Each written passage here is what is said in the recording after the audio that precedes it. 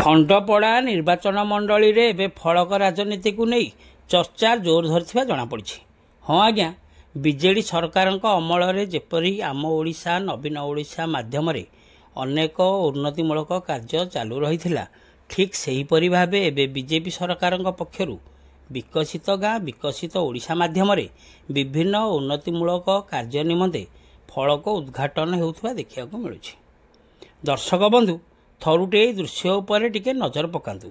एही दृश्यटी हेउची खंडपड़ा ब्लॉक अधीन शिखरपुर ग्राम पंचायत रे एक आदर्श मशाणी निर्माण निमंते सर्वसाधारण अवगति पाई 4,17,413 टंका व्यय अटकलर उल्लेख थिबा एक फलक गत 3 दिन तले उद्घाटन करा जायछि।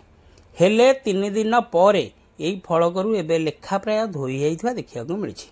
एथिरु आपण माने अनुमान करंतु एठारे फलकर अवस्था जदि एपरी तेबे एठारे किपरि काम हेबो ताहा तो माँ गंगे को जना।